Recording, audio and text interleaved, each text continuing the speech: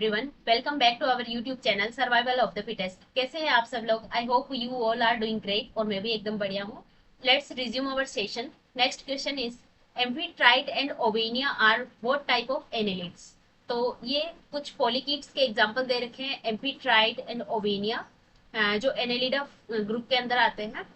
इनके बारे में दे रखा है कि इनका जो फीडिंग मैकेनिज्म है वो किस टाइप का होता है। ये फिल्टर फीडर होते हैं, डिपोजिट फीडर होते हैं, कार्निवोर है या स्कैवेंजर्स है।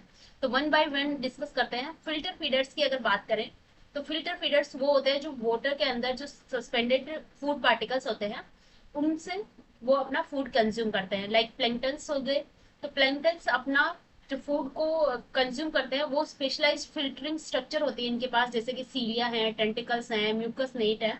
इन सारी स्ट्रक्चर से ये अपने फूड पार्टिकल्स को कंज्यूम करते हैं थ्रू द वाटर। इसमें एग्जांपल्स देखें तो कीटोप्टेरस इसका बेस्ट एग्जांपल है। कीटोप्टेरस अपना म्यूकस नेट का यूज करता है to trap the planktons and इसके अलावा सेबिला है, सर्प्यूला है, जिनको फेन वर्म भी बोला जाता है। तो ये सारे क्या होते हैं? Filter feeders. तो फिल्टर फीडर्स में अगर यहाँ पर देखें तो एम्फीट्राइट एंड ओवेनिया फिल्टर फीडर्स नहीं है, तो ये यहाँ पर रॉन्ग हो जाएगा। इसका एग्जाम्पल है कीटोप्टेरस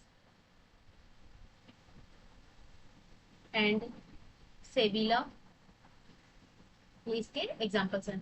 अब अगर डिपोजिट फीडर की बात करें तो डिपोजिट फीडर्स क्या होते हैं? जो कोई सेडिमेंट्स है, जो और कोई भी ऑर्गेनिक मैटर का सेडिमेंट्स है वहां से उसको कंज्यूम करके फिर उससे ऑर्गेनिक मैटर को जो एक्सट्रैक्ट करते हैं, वो सारे ऑर्गेनिज्म आते हैं डिपोजिट फीडर्स के अंदर। और डिपोजिट फीडर के पास भी कुछ स्पेशल जो फीडिंग मेथड है, स्पेशल टाइप की स्ट्रक्चर्स प्रेजेंट रहती हैं, लाइक टेंटिकल्स है, पाल्प है, या फिर ये बरोइंग नेचर के होते हैं, तो बरो करके अपना सेडिमेंट्स को कलेक्ट करते हैं।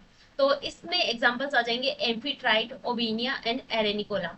तो एरेनिकोला जिसको लगवर्म भी बोला जाता है, ये सारे इसके एग्जांपल्स हैं। एम्फीट्राइट की बात करें तो इसमें लॉन्ग ग्रूव्ड टेंटिकल्स होते हैं जो डेट्राइटस को कलेक्ट करते हैं। देन उसमें से जो उसके सराउंडिंग सेडिमेंट्स होते हैं उसमें से डेट्राइटस को कलेक्ट करते हैं लॉन्ग ग्रूव्ड टेंटिकल्स से, और उसमें से ऑर्गेनिक मैटर को ये एक्सट्रैक्ट करते हैं। इसी तरह से ओविनिया की बात करें तो ये ट्यूब ड्वेलर्स होते हैं जो अपने म्यूकस का यूज करते हैं, म्यूकस और सीलिया का यूज करते हैं।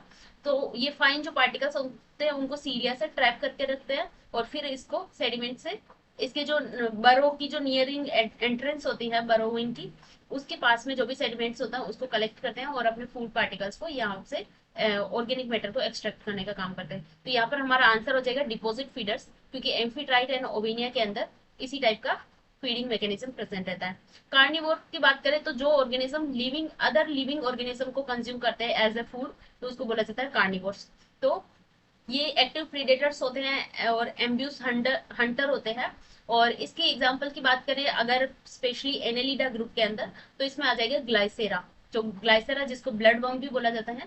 तो यहाँ पर एग्जांपल्स लिख देते हैं, Glycera that is blood worm, and इसके अलावा नीरीज भी इसी के अंदर आ जाएगा जिसको रैग वर्म बोला जाता है।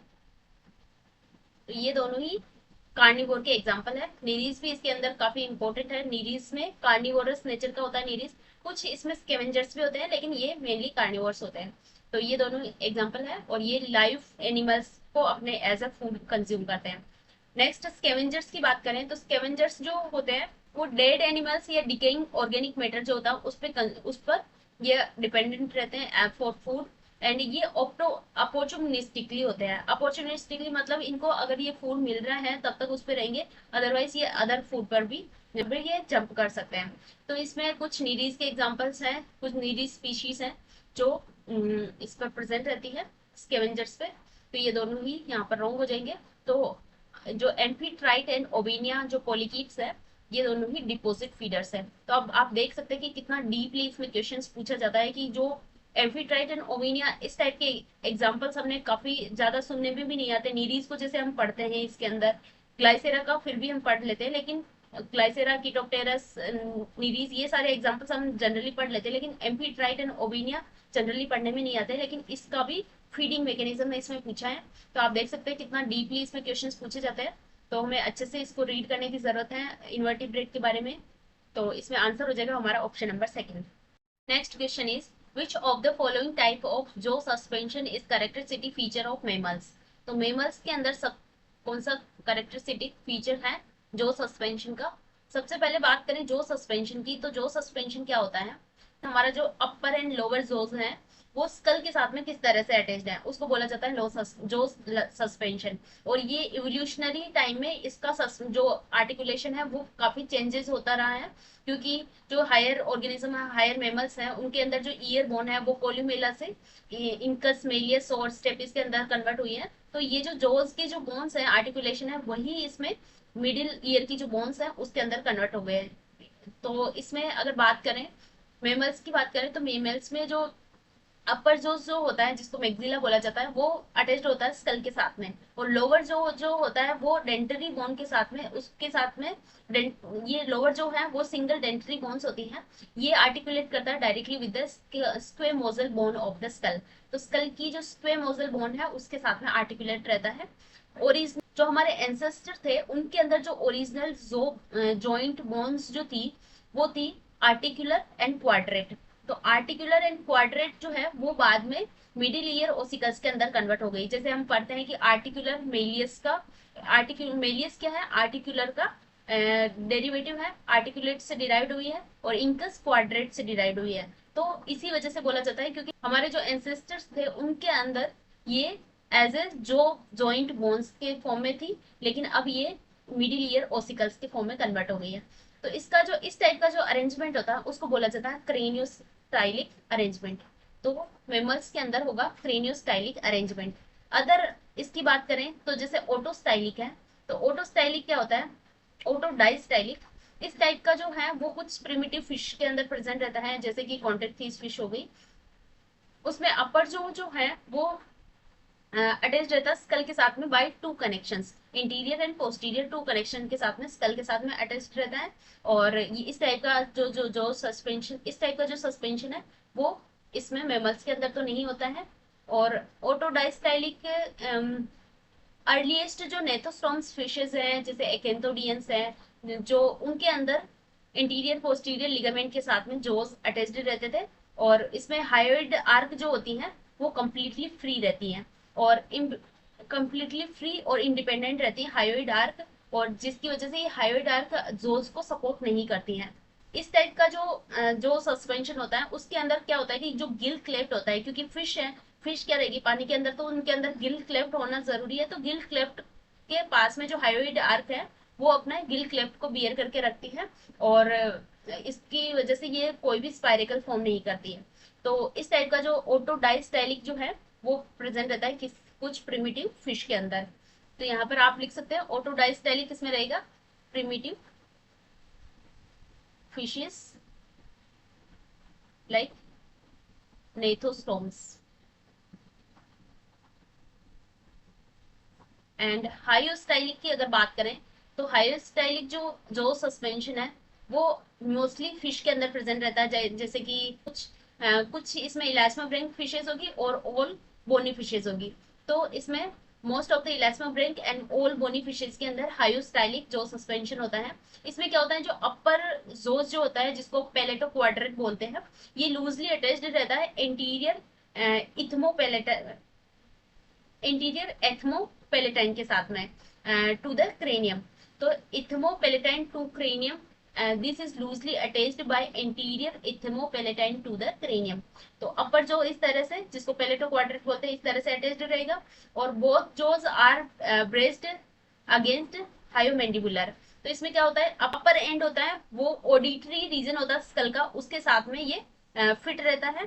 तो इसमें क्या होता है कि जो हायोइड आर्क है वो दोनों जोस के साथ अगेंस्ट में क्रेनियम के साथ में अटैच्ड रहता है और बाइंड रहता है। इसी वजह से इस टाइप के जो सस्पेंशन को बोला जाता है हायोस्टाइलिक, हायोइड बोन के साथ में अटैच होने की वजह से इसको हायोस्टाइलिक बोला जाता है। इसकी वजह से जो मूवमेंट होता है माउथ का वो काफी, जोज का जो मूवमेंट होता है वो काफी वाइडर हो सकता है, क्योंकि फिश के अंदर हम देखते हैं शार्क वगैरह के अंदर वो क्या करती है जैसे प्रे को कैप्चर करती है, तो उसमें काफी उसको वाइडली अपने जोज को वाइडली उसको ओपन करना होता है, उसके लिए इस टाइप का जो सस्पेंशन प्रेजेंट रहता है, जिसकी वजह से ये वो अपने लार्ज प्रे को भी स्वेलोइंग कर सकती है, स्वेलो आउट कर सकती है। तो ये हो गया इसके बारे में, हायोस्टाइलिक के बारे में। It is present in the most of the fishes. जिसमें इलास्टोमेरिंक भी आ जाएगी एंड जो कॉन्ट्रैक्टिस बोनी फिशेस है वो भी आ जाएगी। ये यहाँ पर नहीं होगा, ये ऑटोस्टाइलिक भी नहीं होगा। अब अगर एम्फीस्टाइलिक की बात करें तो एम्फीस्टाइलिक जो सस्पेंशन है, इस टाइप का जो सस्पेंशन, एम्फी मतलब ये प्रिमिटिव शार्क के अंदर प्रेजेंट रहता है, कुछ एक्सटिंक्ट फिशेस के अंदर भी प्रेजेंट रहता है। इसमें जो अपर जोज है वो अटैच रहता है टू लिगामेंट्स के साथ में, इंटीरियर पोस्टीरियर प्लस हायोमैंडिबुलर सपोर्ट। तो इसमें दोनों इंटीरियर पोस्टीरियर लिगामेंट्स भी होगा, उसके साथ में हायोमैंडिबुला भी होगा। लेकिन जो हम देख रहे थे ओटोडाइस्टाइलिक, उसके अंदर क्या था, इंटीरियर पोस्टीरियर तो था, टू कनेक्शंस, लेकिन इसमें हायोमैंडिबुला का सपोर्ट नहीं था। तो ये डिफरेंस हो जाएगा ऑटो एम्फीस्टाइलिक एंड ओटोडाइस्टाइलिक के अंदर। तो ये प्रिमिटिव फिशेस के अंदर प्रेजेंट रहेगा, या फिर कुछ जो एक्सटिंक्ट फिशेस है उसके अंदर प्रेजेंट रहेगा। और इसमें अगर बात करें तो मेनली जो क्रॉसोप्टेरिगी ग्रुप है, क्रॉसोप्टेरिगी, उनके अंदर इस टाइप का जो सस्पेंशन प्रेजेंट रहता है। तो ये भी रॉन्ग हो जाएगा। तो हमारे जो सस्पेंशन के बारे में हमें जो स्कल की बोन है उनके बारे में सबसे पहले पता होना चाहिए। स्कल की बोन का जो अरेंजमेंट है वो अगर पता होगा तो जो सस्पेंशन इजीली हम समझ सकते हैं। तो उसके लिए हमें स्कल की बोन्स है उसको पहले अच्छे से समझना होगा। तो यहाँ पर हो जाएगा हमारा क्रेनियोस्टाइलिक, यहाँ पर करेक्ट हो जाएगा। इसके साथ साथ में इवोल्यूशनरी क्या क्या चेंजेस आए ये भी हमें अच्छे से देखना है, कि जो फिश से लेके मेमल्स तक क्या क्या चेंजेस आए हैं जो सस्पेंशन में, वो भी हमें अच्छे से रीड करना है। Next question is choose the incorrect statement from the following. यहाँ पर हमें इनकरेक्ट स्टेटमेंट देखना है। सबसे पहले है ambergris is widely used in pharmacy and is obtain from deer, no not from deer. Deer से तो हमें मस्क जो होती है वो ऑब्टेन होती है। इस टाइप का जो एम्बरगिस है वो स्पर्म वेल से ऑब्टेन होता है, ना कि ये डियर से।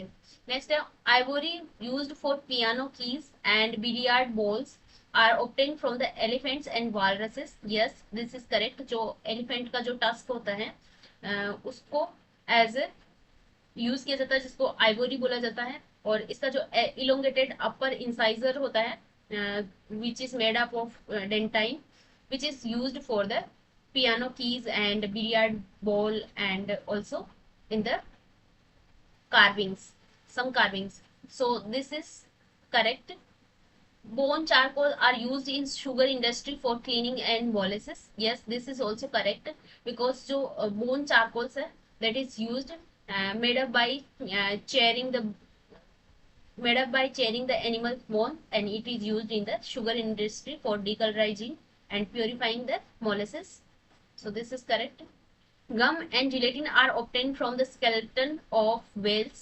It is very primitive type of practice, and this is not used in modern era, but it is very rare. And our ancestors, this type of our ancestors used whale bone product and oils and gum like gelatinous extract which is derived from their connective tissues.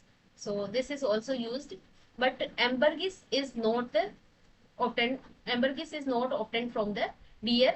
It is a waxy fragrant substance produced by intestine of the sperm whale. So it is obtained from the sperm whale, which is scientific name of this sperm whale is Physeter macrocephalus. So this is the scientific name of this sperm whale. And ambergris is waxy fragrant substance which is obtained from the intestine of the sperm whale, and it is historically used in perfumes and sometimes in pharmaceuticals. It is confused with musk because musk is also used in the perfumes. So deer, we obtain musk from the deers, but ambergris from the sperm whale. So this is incorrect and this is our answer. Next question is icing glass is produced from. तो ये सारे question economic zoology से आ गए हैं। पहले हमने invertebrate से related question solve किए, अब ये वर्टिब्रेट जो ऑर्गेनिज्म है उनके अंदर उनका इकोनॉमिकली क्या इंपॉर्टेंस है उससे रिलेटेड क्वेश्चन है। जैसे एम्बरग्रिस एंड आइजिंग ग्लास काफी फेवरेट फेमस क्वेश्चन है, हर एग्जाम में इसमें से क्वेश्चन पूछा जाता है, चाहे गेट का एग्जाम हो, CSI नेट में भी इस टाइप के क्वेश्चन पूछ लिए जाते हैं। तो ये काफी इंपॉर्टेंट क्वेश्चन है। तो इसमें आइजिंग ग्लास जो होता है वो प्रोड्यूस होता है एयर ब्लैडर और swim bladder of sturgeon and carp fishes. तो ये फर्स्ट ऑप्शन ही हमारा करेक्ट हो जाएगा। अदर ऑप्शन तो feather and of bird, shark, liver and stomach of goat, ये करेक्ट नहीं होंगे। तो इसको अगर एक्सप्लेन करें तो आइजिंग ग्लास क्या होता है, एक high grade form of collagen होता है जो कि ड्राइड स्विम ब्लेडर से कलेक्ट किया जाता है। स्विम ब्लेडर जिसको एयर ब्लेडर भी बोला जाता है, उसी से उस कुछ फिशेज की स्विम ब्लेडर से इसको ऑप्टेन किया जाता है, जैसे कि स्टर्जियन और कार्प। इसको इसका जो मेनली यूज होता है वो होता है clarifying the wine, beer and vinegar. तो ये act as a fining agent की तरह ये वर्क करता है। और इसको कुछ कुछ जगह पर इसको art restoration and as a glue भी यूज किया जाता है, लेकिन मेनली इसको वाइन और बियर को क्लेरिफाई करने के लिए यूज किया जाता है आइजिंग ग्लास को। तो यहाँ पर फर्स्ट करेक्ट हो जाएगा। बर्ड्स के फेदर इंसुलेशन के लिए होते हैं, तो ये तो रॉन्ग हो जाएगा। इसके अलावा जो शार्क लीवर है उससे स्क्वालिन प्रोड्यूस किया जाता है, जो विटामिन रिच ऑयल होता है शार्क लीवर से प्रोड्यूस होता है स्क्वालिन। हो सकता है इससे रिलेटेड नेक्स्ट एग्जाम में क्वेश्चन पूछ लिया जाए, तो ये भी हमें ध्यान में रखना है कि ये जो स्क्वालिन होता है ये विटामिन रिच ऑयल होता है। तो ये ऑब्टेन किया जाता है शार्क के लीवर से। So this is vitamin rich oil जिसको फिश ऑयल बोला जाता है, ये वहां से ऑब्टेन किया जाता है। And stomach of got, got के जो स्टमक होता है उससे भी एक इम्पोर्टेंट सब्सटेंस ऑब्टेन किया जाता है जिसको बोला जाता है रेनेट। तो this is the source of rennet which is enzyme used in cheese making. तो चीज मेकिंग में जो रेनेट एंजाइम का यूज किया जाता है, this is obtain from the stomach of got. So these are wrong. So icing glass is a very important substance obtained from the air bladder or swim bladder of sturgeon and carp fishes. Option number first is the correct answer. Next question is the only skin gland mainly present in aquatic birds. तो aquatic birds like जो ducks है, geese है, उनके अंदर कौन सी यहाँ पर skin gland present रहती है? So femoral gland, uropygial gland, musk gland and lacrimal gland. तो मस्क ग्लैंड का हमें पता है ये मस्क डियर के अंदर प्रेजेंट रहती है जो एक मेमल है, तो ये एलिमिनेट हो जाएगा। लैक्रिमल ग्लैंड प्रेजेंट रहती है आईज के अंदर और ये टीयर्स प्रोड्यूस करती हैं, तो ये भी हमारा रॉन्ग हो जाएगा। अब यहाँ पर है फेमोरल ग्लैंड एंड यूरोपाइजल ग्लैंड। तो फेमोरल ग्लैंड जो है वो रेप्टाइल्स के अंदर प्रेजेंट रहती है मेनली, ना कि बर्ड्स के अंदर। तो ये तो यहाँ पर करेक्ट हो जाएगा हमारा। फेमोरल ग्लैंड जो है वो कुछ लिजर्ड्स के अंदर प्रेजेंट रहती है और ये वर्क करते हैं एज ए सेंट मार्किंग का काम करते हैं अपनी टेरिटरी को फिक्स करने के लिए। So this is also wrong. तो यहाँ पर आंसर हो जाएगा यूरोपाइजल ग्लैंड। जो यूरोपाइजल ग्लैंड है ये काफी इंपॉर्टेंट ग्लैंड होती है जिसको प्रीम ग्लैंड भी बोला जाता है। तो यहाँ पर हम नोट डाउन कर लेते हैं, इसको प्रीम ग्लैंड भी बोला जाता है। और ये कुछ वैक्सी सब्सटेंस सीक्रेट करती है जिसकी वजह से इसके जो फेदर्स है वो वाटर प्रूफ रहते हैं। ये मेनली लोकेटेड होती है टेल रीजन पे। मोस्ट ऑफ द बर्ड्स के टेल रीजन पे ये यूरोपाइजल का मतलब ही है, पाइजियम जो वर्ड है वो टेल से रिलेटेड है। तो यूरोपाइजल जो है वो टेल रीजन पर प्रेजेंट रहते हैं ग्लैंड। और ये एक्वेटिक जो बर्ड्स है उनके अंदर काफी ज्यादा डेवलप्ड हो जाती है, जैसे कि गीज है, कॉर्मोरेंट है, डक्स है, उनके अंदर ये काफी स्पेशली वेल डेवलप्ड होती है। ये कुछ ऑयली वैक्सी सब्सटेंस सिक्रीट करती है जो बर्ड्स के जो फेदर्स होते हैं उन पर स्प्रेड कर लेते हैं वाइल द प्रीनिंग। तो उसमें से क्या होता है कि जो इसके फेदर्स है उनको वाटर प्रूफ रखने का काम करती है और ये फ्लेक्सिबिलिटी भी प्रोवाइड करवाती है। इसके अलावा इसके अंदर कुछ एंटी माइक्रोबियल प्रॉपर्टीज भी होती है जिसकी वजह से ये बर्ड्स के अंदर जो बैक्टीरियल इन्फेक्शन है उसको प्रिवेंट करने का काम करती है। तो यहाँ पर आंसर हो जाएगा हमारा ऑप्शन नंबर सेकंड। तो आप देख सकते हैं कितने इंटरेस्टिंग और कितने अच्छे क्वेश्चंस इसमें दिए गए हैं और हर एक ऑर्गेनिज्म को लेकर एक कुछ न कुछ स्पेशल फीचर्स, स्पेशल इसमें कैरेक्टर्स पूछे गए हैं। तो आप देख सकते हैं किस लेवल के क्वेश्चंस आ रहे हैं। तो आई होप ये सारी इन्फॉर्मेशन जो भी मैं प्रोवाइड कर रही हूँ आपके लिए हेल्पफुल रही होगी। अगर ये इन्फॉर्मेशन आपके लिए हेल्पफुल रही है तो वीडियो को लाइक जरूर करें और आपके कोई फ्रेंड्स प्रिपरेशन कर रहे हैं तो उनके साथ भी शेयर करें। तो मिलते हैं नेक्स्ट वीडियो में, till then take care, bye bye.